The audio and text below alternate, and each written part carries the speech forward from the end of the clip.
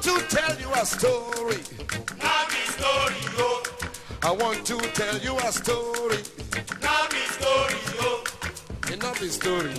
At all. Very, very at all. So, I wanted to deposit a copy of the book Tried and True at the National Library, just for posterity, you know, just so that the youths them can have access to it at any time for free. You know, it's here in the heart of downtown, so if any youth ever happen to be interested in the works of a young Jamaican writer, them can also them can go in there and read it. Them have to buy it. And I asked OJ to come through because for reasons like that, the man is well known, so like, you know, say it might give me an added boost and give me a strength. And the man said yes, and you know, used as an opportunity for, you know, drop off a copy of his album, 7 Year Itch, which, you know, out for almost a year now. So I want to make sure so the youth have access to that, to them can go in the library and take a listen. And you know, just imagine what these works can mean years later, decades later, generations later, after we pass away in the flesh. The works live on, you know, and in an official capacity.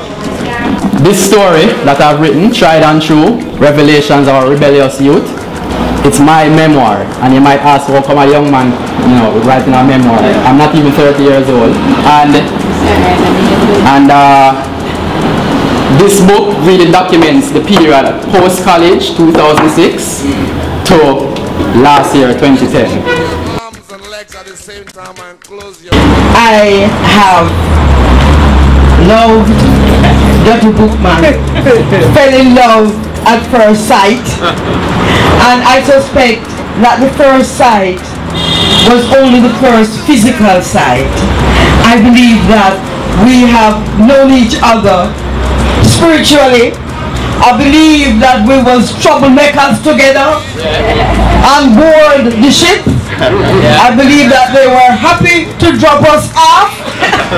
I believe that we were among those who would be willing to step out of the great house and into the field, because it's a field where we belong. Youth have for a long time been in the forefront of many kind of creative things. A full-length book, you know, which is not a book of poems, clearly written, proper grammar, you know, is a victory for masculinity as well, because I think, you know, many of us think that men aren't supposed to be able to be expressive and be clear,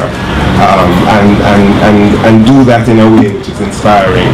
He, in a sociological way, has gone for thick description. He has gone to account firsthand that which we would imagine. I'd love to see this become a screenplay. You know, it would be a good expansion of what needs to be the way we account. You know, that's what we're here for. So many great Jamaicans have come before us, and many great Jamaicans are rising now. So the youth movement and the youth revolution is strong, because it's really a feeling of, if we don't care about the future for ourselves and our youths, then nobody else will care. I am very, very interested in revolution, right? And people are afraid of the word revolution. I love to say the word revolution, just like how the first time I heard it, I don't remember if it's me first said it or somebody else, but the first time somebody called me Dutty. And I know, say, in the context of nowadays Jamaican society, that dirty is this negative word, it means dirty or whatever. I embrace that word the most, right? I want you to call me dirty, right? Because people need to not be afraid of words, right? I got caught on the wrong side of the law. They're charging me for marijuana. I don't need to reach until tomorrow. Sun goes up. Actually, they're the wrong side of the law. Can't be charging me for marijuana. Like I don't need to reach until tomorrow.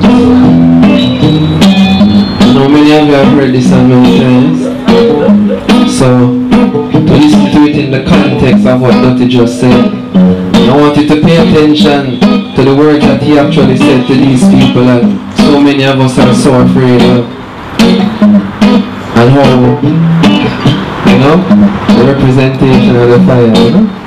So here we go.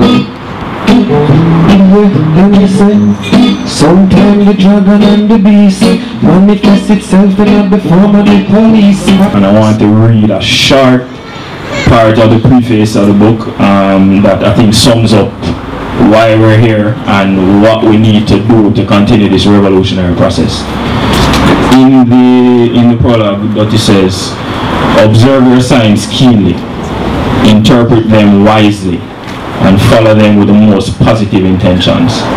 I wish you many blessings along your journey.